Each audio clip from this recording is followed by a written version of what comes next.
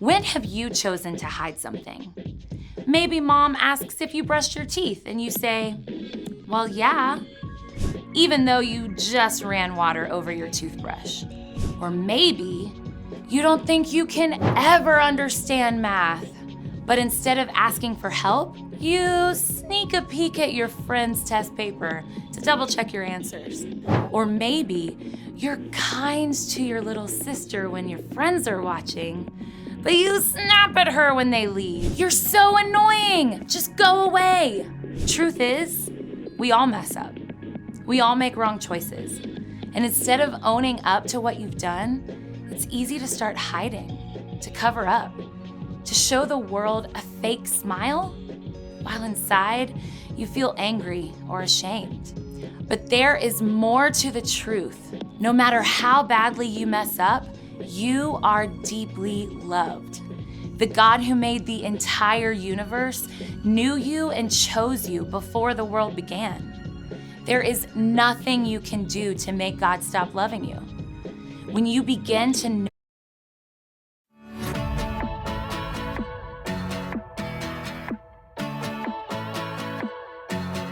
why would I worry? You never show up late, and you don't make mistakes. I'm not in a hurry, no. I'm walking at your pace, 'cause you showed a better way. In the night, I won't be afraid.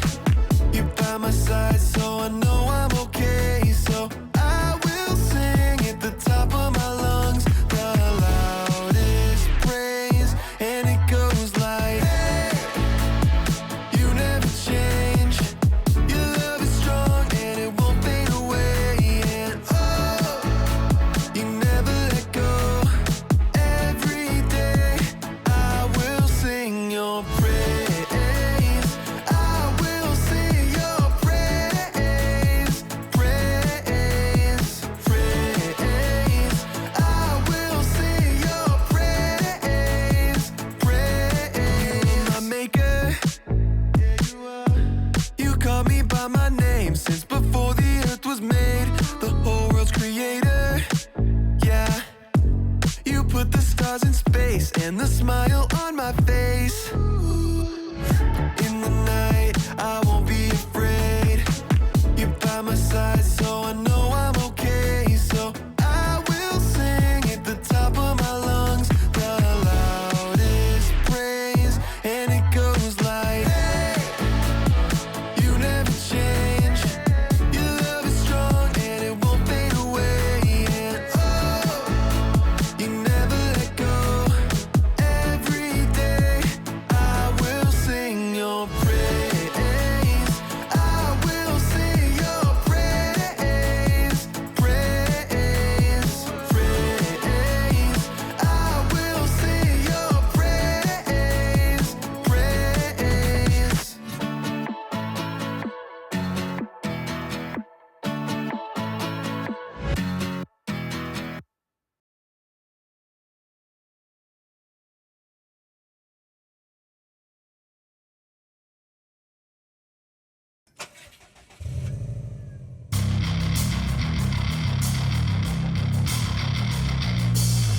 Gentlemen, head to your race cars. It's go time!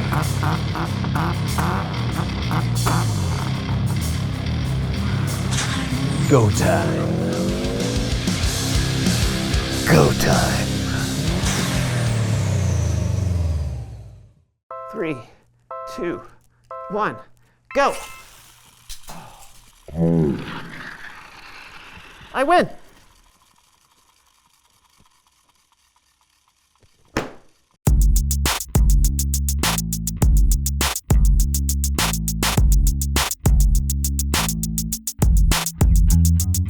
Hey everybody, I'm Brandon. And I'm John, and welcome to the So-and-So Show! This month we are talking all about integrity. When you have integrity, that means you can be trusted. Really? You think you can just come out right out of the gate and announce a big spoiler just like that? Yeah, I think I just did. Well, tell me more. Who do you think is the most integritous person you know? That is not a word. Sure. Okay, fine. Probably my barber. You sure about that? Hey! You know what? I think I know a better one. What, your grandma? Nope. Your mailman? No. A pit stop worker. A pit stop worker. Yeah, you know the pit crew for race car drivers? The car rolls into the pit stop and, the crew super quickly makes adjustments to the car, like refueling it or replacing the tires. You know what? I think you're right. They do need a lot of integrity. Yeah, right? You've got to be able to trust them. If they didn't have integrity, they could ruin the race or even get the driver hurt. They keep you safe and they help make your dreams come true. It's true. So true. I want to be one. Really? I think pit crew workers have to be super strong, so... What? I'm strong, but I don't like the smell of car exhaust. Well, there goes that dream. No. I can, what if there were, a pit crew for life? Everyday moments that need help, assistance, integrity. I'm not sure about that. Oh, you will be, my friend, you will be.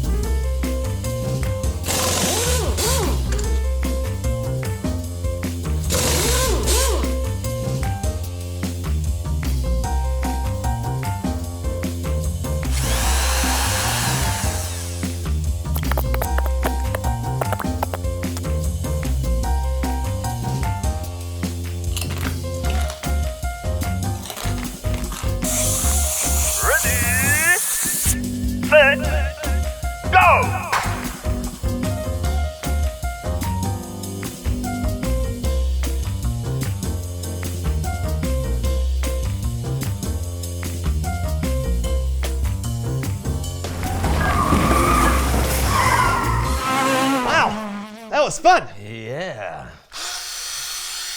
Now, what else needs my help? Maybe we should just leave things the way they are. Never!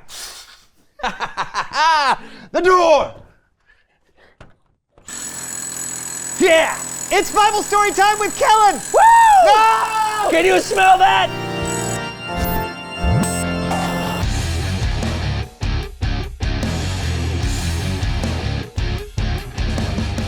Hey guys! Hey, Kellen. You know what I like about you, Kellen? You're integritous. Thanks, but that's not a word. Still? Okay, fine. But I see where you're going, and I like it. So what do you have for us today, Kellen? Well, I'm glad you asked. Today is all about fruit. You guys like apples, bananas, oranges? Yeah. Definitely. The only way you get fruit is because it grows on a fruit tree. When Jesus was on earth, a lot of the people he met and talked to were farmers and people who knew all about growing fruit trees. So, a few times, that's what Jesus decided to talk to them about. In the Gospel of Luke, chapter 6, we read that Jesus says, "A good tree doesn't bear bad fruit, and a bad tree doesn't bear good fruit. You can tell each tree by the kind of fruit it bears. People do not pick figs from thorns, and they don't pick grapes from bushes." That makes sense, right? Apples only grow on apple trees, and oranges only grow on orange trees. And only good, healthy trees can produce good, healthy fruit. Now, Jesus taught this lesson about fruit trees so he could actually teach us about people. He went on to say, "A good man says good things. These come from the good that is stored up in his heart.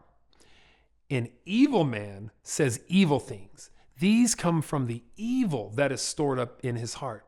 A person's mouth says everything that is in their heart." So people can be like fruit trees. What does that look like? Well, imagine someone who is good. Jesus said a good person has good things stored in their heart. It's like they're a healthy tree. And just like good fruit comes from a healthy tree, good things come out of someone with a healthy heart. Things like kind words, encouragement, and honesty. But there's another kind of person. When a tree isn't healthy, it won't produce good fruit. In the same way, Jesus said that evil things come out of someone with an unhealthy heart. Things like lies, insults, and hateful words. So, which kind of person would you rather be? Someone who is good, right? Well, then that's the kind of fruit you should bear. You should actually be kind and good. Now, I get it. Sometimes that's more easily said than done. But it's a good thing that Jesus had more to say about the matter. In the Gospel of John, chapter 15, Jesus says, "I am the true vine. My Father is the gardener." So picture this with me. Picture a big vine growing in a garden. There are so many branches connected to the vine, and some of those branches are bearing fruit and others aren't. Now imagine that Jesus is this big vine and that God is the gardener.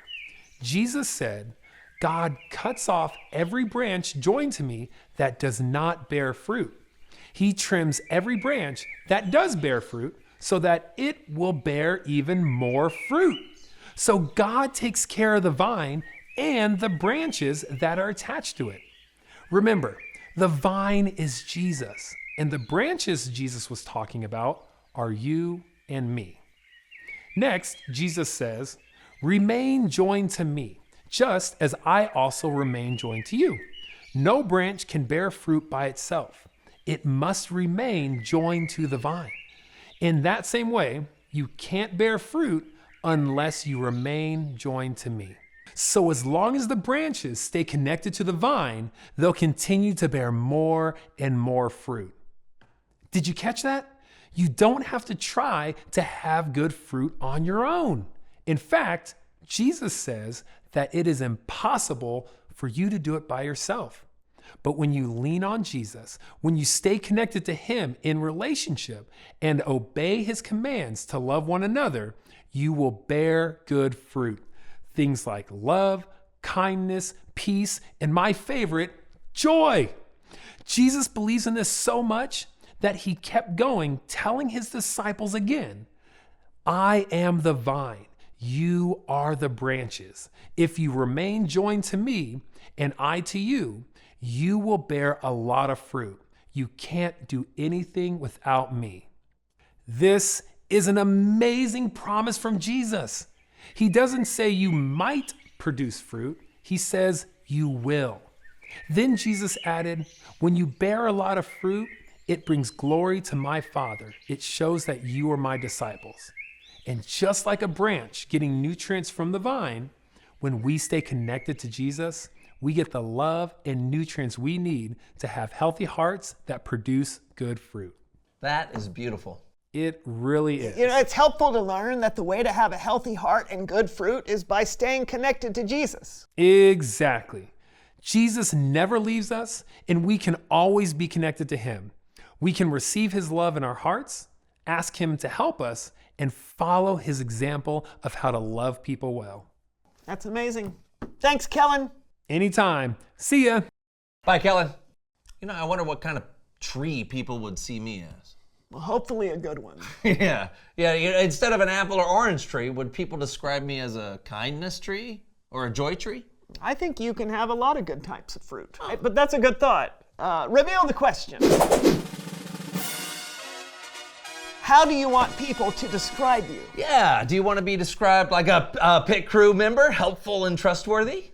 Or perhaps as someone who is patient and kind. Yeah, or funny or generous. Yeah, there's lots of examples of what fruit could look like. It all comes down to your actions. Yeah, the way you act reflects who you are. So it's good to choose actions that are true to you. Yeah, and who Jesus helps you to be. Yes. Think about it, talk to somebody, and we'll see you next time. I'm Brandon. And I'm John, and this was the So and So Show! Yay! Ooh, hello. Yep, I could not.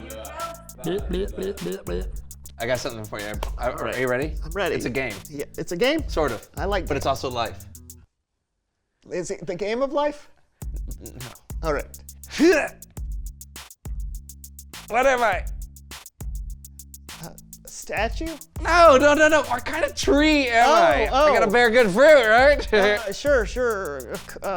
Palm tree? No. I do have palms, though. Oh, good. Yeah, but That was close. I'm not a palm tree. Pear? No. Pear tree? No. You know it's a metaphor, right? You're not actually a tree. Oh, I did it! I'm an apple tree! Where did that? Yeah, I knew I loved apples. See, look at that. Go! How are you doing Oh, this? and a banana. I got a banana. What's a metaphor? Is that the one with as or like?